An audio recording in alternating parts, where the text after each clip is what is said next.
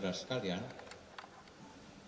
ada pertanyaan atau langsung kita sampaikan terkait dengan tadi ada reshuffle kabinet? Reshuffle dulu aja, ya. Baik, seperti kita ketahui bersama bahwa tadi pagi telah diadakan reshuffle kabinet di mana ada beberapa menteri diganti, salah satunya kader dari PD Perjuangan yaitu Profesor Dr. Yasona Hamonangan Lauli. Partai menyikapi bahwa ini merupakan hak prerogatif Presiden. Jadi silahkan saja, tetapi kita perlu memberikan catatan dan pertanyaan. Yang pertama, apakah Pak Yasona itu di reshuffle padahal kabinet kurang berapa, 2 bulan gitu, karena alasan strategis tentang efektivitas pemerintahan atau karena alasan politis? Karena Pak Yasona mungkin ditegur karena tidak meminta persetujuan kepada Presiden atas pengesahan perpanjangan kepengurusan DPP partai kemarin. Karena untuk pengesahan kepengurusan partai harus melalui Kemenkumham. Yang pertama. Yang kedua, apakah Pak Yasona ini diberhentikan karena sebagai kader partai beliau kemarin mengikuti acara deklarasi di Medan, yaitu deklarasi untuk mencalonkan Pak Edi Rahmayadi. Itu pertanyaan yang kedua. Tapi partai menganggap silakan saja, asalkan betul-betul itu dilakukan secara benar dan baik.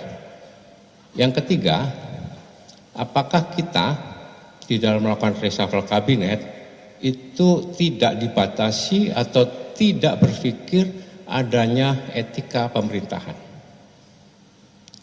Umumnya kalau kita mau berhenti, umumnya yang terjadi secara etika ya, sebagai pejabat itu tidak melakukan pengambilan keputusan strategis yang nantinya akan bisa menjadi dalam tanda kutip beban bagi pemerintahan selanjutnya.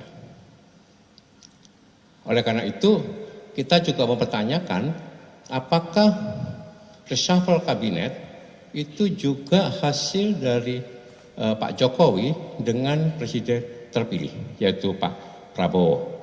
Karena kita melihat tadi Pak Prabowo tidak menghadiri acara pelantikan dan pengambilan sumpah ya reshuffle tadi pagi.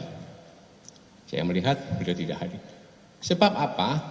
Sebab dengan kebijakan-kebijakan strategis ini bisa membebani pemerintahan berikutnya, misalnya terkait dengan penempatan seseorang dalam jabatan strategis. Bayangkan, cuma kurang 2 bulan, 43 hari efektif.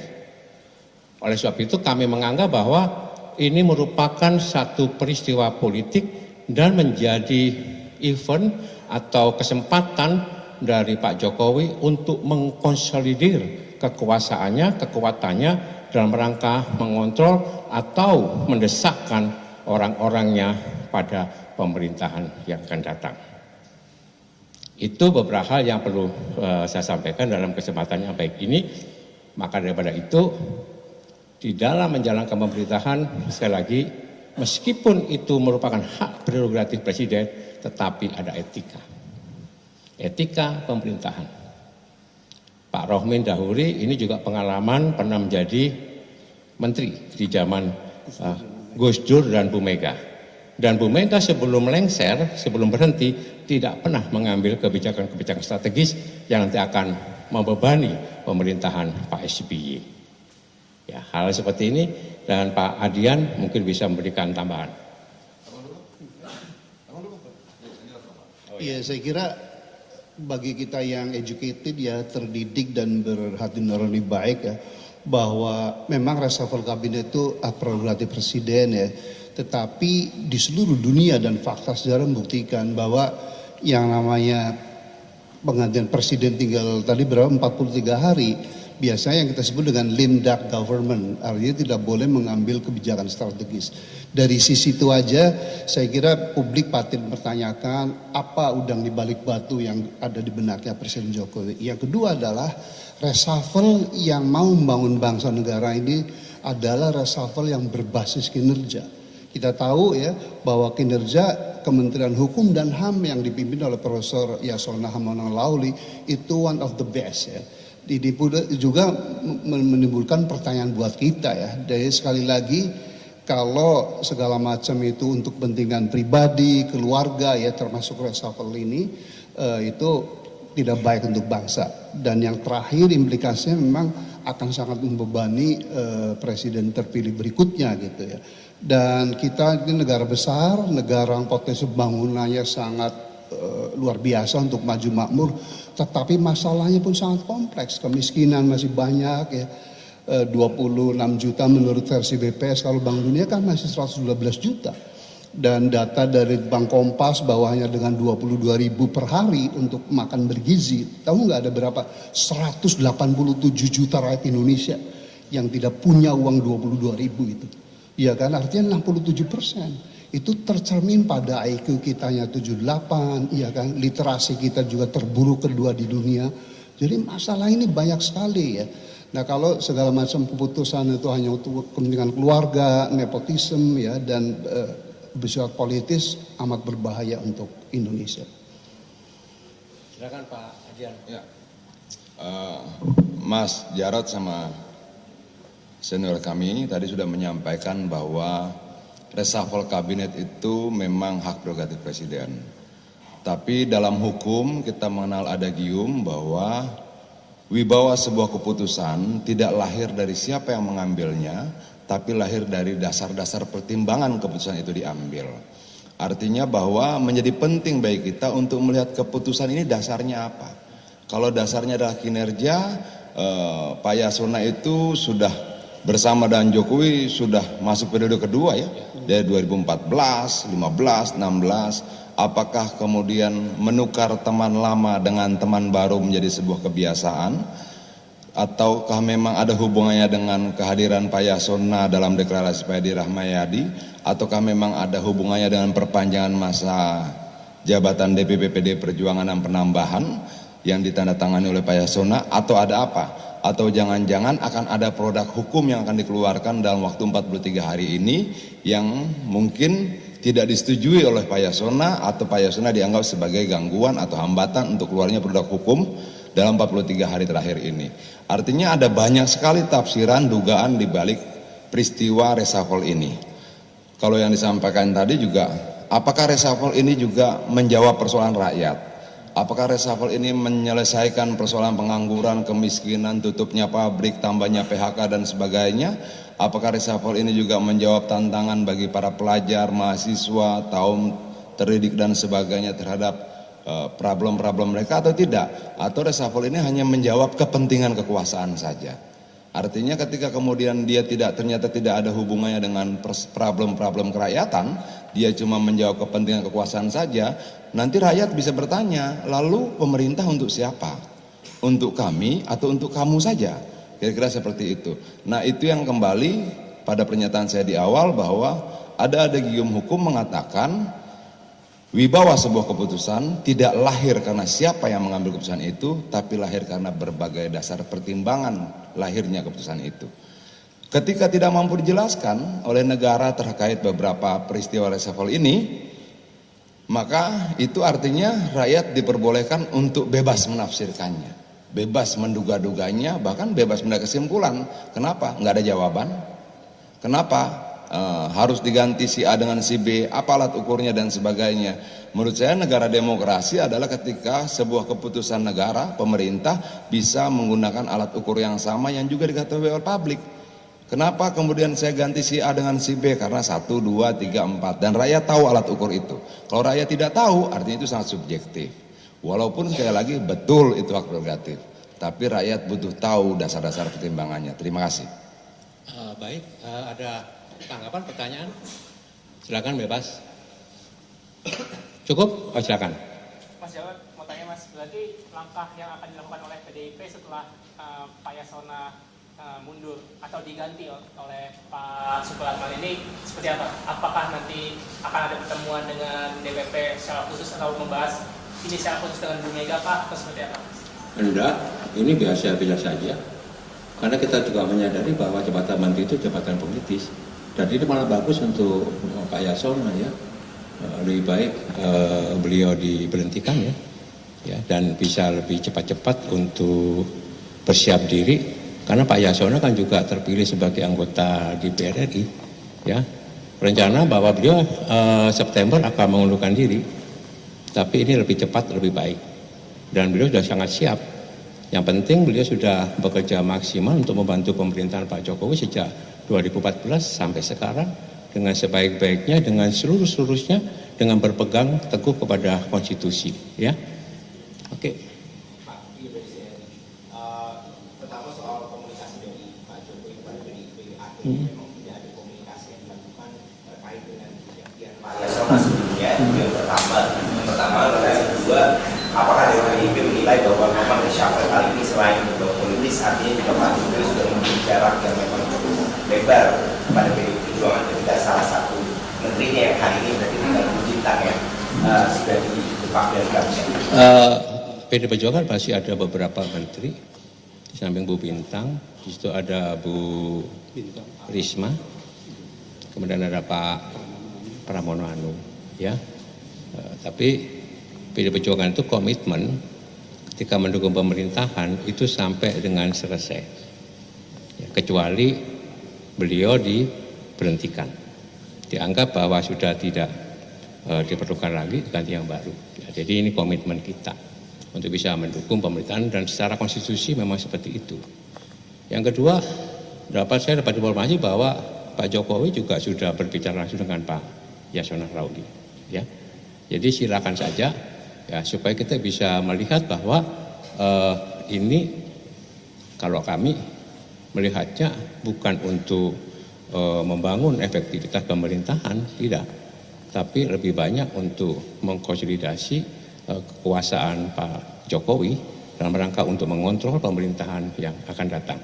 Coba sekarang bayangkan, dibentuk satu badan baru, Badan Komunikasi Presiden, Kantor Presiden, ya, ditunjuklah kepala badannya. Tetapi di situ ingat, itu ada kantor staf kepresidenan, KSP. Dan ada deputi berapa yang juga mengurusi masalah komunikasi gitu ya. Ya, ini bagaimana nanti koordinasinya? Siapa yang menjadi juru bicara presiden? Ini sudah ada konflik di dalamnya. Kami melihatnya seperti itu. Yang kedua, dengan penunjukan Pak Bahlil sebagai Menteri SDM. Padahal Pak Bahlil kita tahu beliau ini pengusaha tambang. Ya, apakah memang tepat Pak Bahlil ditempatkan di kementerian yang sangat strategis, konflik of interest. Apalagi Pak Bahlil digadang-gadang diajukan sebagai calon ketua umum Partai Golkar. Apakah ada kaitannya ini? Oleh sebab itu ini sifatnya lebih banyak politis. Kalau dikatakan bahwa ini untuk efektivitas pemerintahan, kita nggak percaya. Bagaimana bisa efektif? Cuma kurang dari 2 bulan efektif masa kerja mereka, ya. Jadi itu cukup. Mas, satu lagi Mas, melanjutkan soal tadi Mas sempat menyinggung soal Golkar. Jadi kan kita tahu bahwa Menkumham ini kan memiliki posisi strategis, ya, terutama soal mengesahkan kepengurusan partai, ya. Sementara di sisi lain di Partai Golkar sendiri kan ada gejolak, terus juga di PKB yang nantinya akan utama pun juga sedang ada upaya digoyang oleh PBNU, ya. Nah, dari PDIP sendiri melihat dua partai ini dan ada hubungannya dengan pergantian Kemenkumham ini, apakah Presiden Jokowi sedang berupaya untuk membuat dua partai tersebut bisa dibawa kendalinya itu, Mas?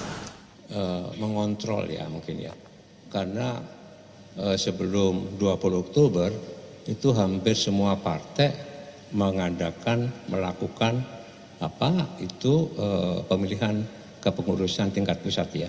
Ada muktamar, kemudian ada munas atau munaslup ya, kemudian ada Nasdem juga ya, PAN juga ya, dan yang menjadi penjaga gawangnya seperti ini adalah Kemenkumham, karena Kemenkumham yang mempunyai kewenangan di dalam rangka mengesahkan susunan kepengurusan partai politik di tingkat pusat. Apakah itu ada kaitannya? Kok kalau kita menjawab nggak ada kaitannya kok yo aneh gitu ya.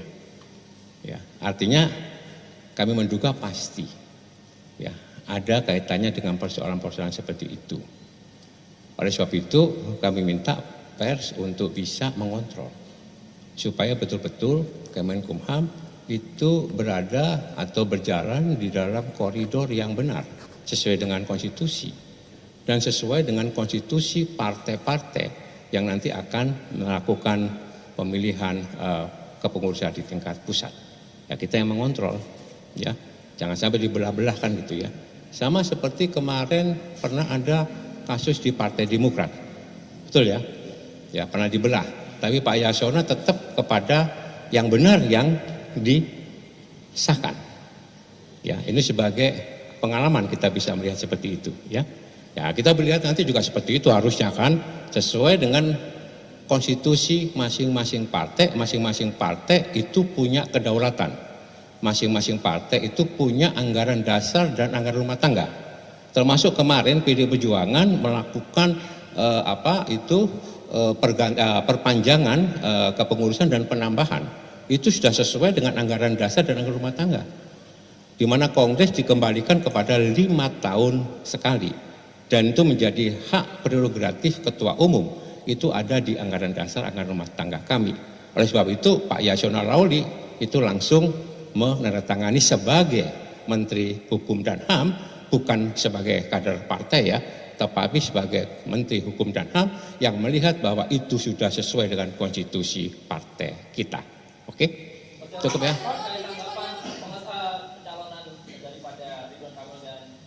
Ini termasuk ini. Ini udah dijawab ini. Oke. Terkait apa tadi? Oke. Ya. Kita lihat ya nanti ya deklarasi itu dan kita bisa melihat ya bagaimana nantinya gitu ya. Kalau itu terjadi maka PDI secara otomatis tidak bisa mencalonkan sendiri. Kalau begitu kami tantang apakah berani ya pasangan yang nanti akan deklarasi dengan memborong semua partai itu melawan kotak kosong. Ya, melawan kotak kosong. Ya. Mari kita lihat. Atau ini akan berusaha diloloskan calon independen sebagai calon boneka. Ya. Karena banyak sekali ya ini masukan suara dari warga yang merasa atau membuktikan KTP-nya dibegal, KTP-nya dicatut. Ini sudah pelanggaran yang serius kalau menurut saya. Mari kita kontrol sama-sama ya. Jadi kami tantang gitu, mari kalau seperti itu kita berdiri teguh bahwa PD Perjuangan akan melawan ya siapapun juga yang merusak atau yang membuat demokrasi tidak sehat di kota daerah khusus Jakarta, ya, di mana ini menjadi Jakarta itu menjadi magnet, menjadi percontohan perpolitikan di Indonesia, ya. Jadi kami akan posisi itu dan kami akan selalu bersama dengan rakyat, yang mana rakyat menginginkan ada pilihan-pilihan yang sehat, ya, di dalam pertarungan kontestasi kepala daerah, utamanya di Jakarta, ya. Pak. Berarti PDIP tidak mengusungkan siapa-siapa di Pilkada Jakarta atau adakah nanti sampai pendaftaran 27 ada yang Kita lihat kita lihat nanti sampai tanggal 29 Agustus posisi dinamikanya seperti apa. Tapi percayalah bahwa PD Perjuangan selalu bersama-sama dengan rakyat, dengan akar rumput. Kita selalu mendengarkan suara rakyat. Jadi kita lihat tanggal 29 seperti apa, gitu ya posisinya. Pak Adian, tambahan. Pak Adian ini Pak Sekjen bidang komunikasi, berarti ngomong dulu. Ngomong, ada banyak ngomong kau. Apa sih? Ini Pak Faryamda bilang setelah deklarasi kasus bom ini, bahwasanya Jakarta tidak perlu ada pilkada, cukup pilih saja dan kasus bomnya secara aklamasi, gimana tadi? Oh begini. Yang disampaikan sama Mas Jauh itu betul. Kita tidak pernah khawatir kalau ditinggalkan kekuasaan. Kita cuma khawatir kalau ditinggalkan rakyat, kira-kira seperti itu. Sederhananya kayak begitulah. Nah kalau Fahri Hamzah bilang begitu ya tanya Fahri, masa pertanyaan Fahri dia tanya ke gua. Kita sendiri nggak ngerti maksudnya apa. Artinya bahwa kemarin berapa hari yang lalu Partai A masih dukung Anies, lalu berubah.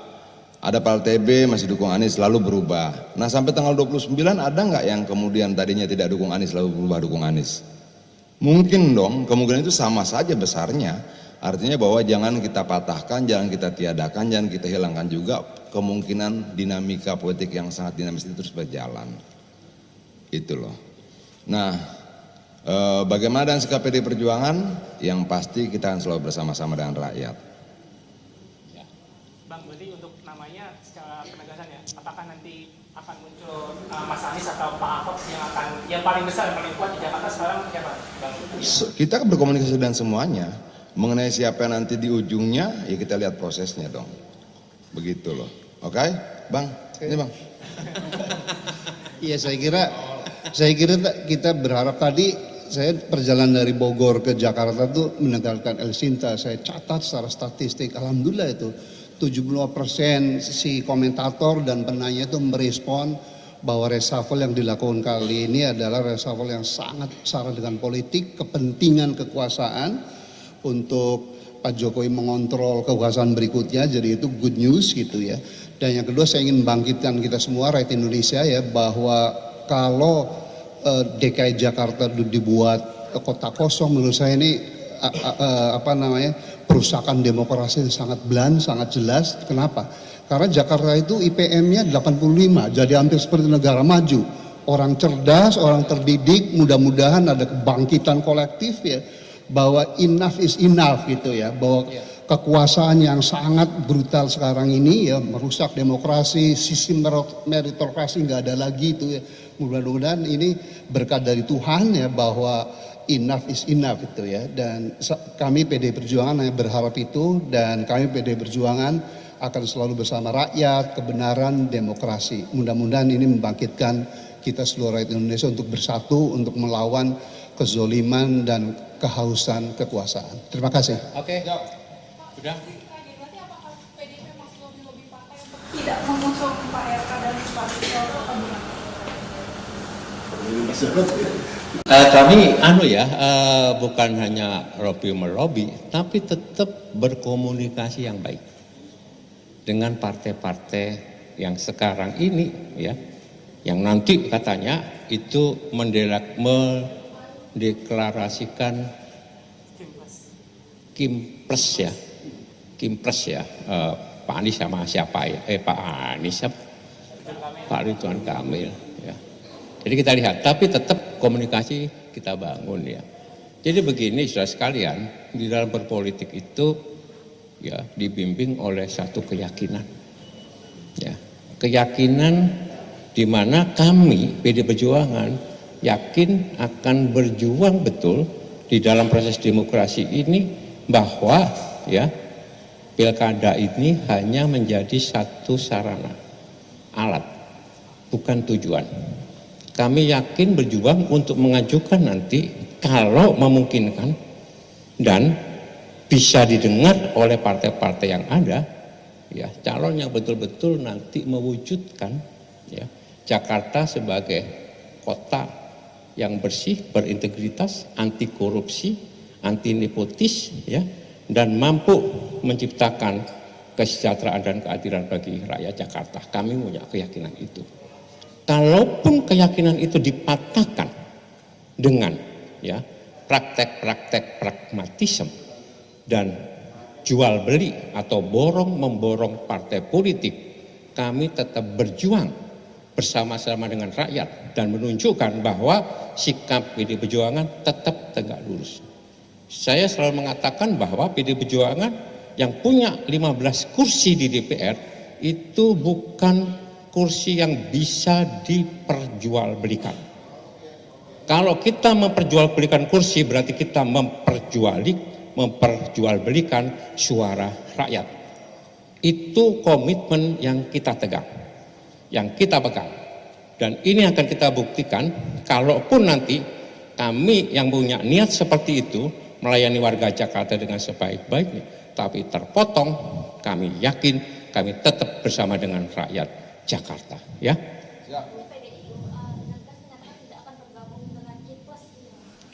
Jelas itu.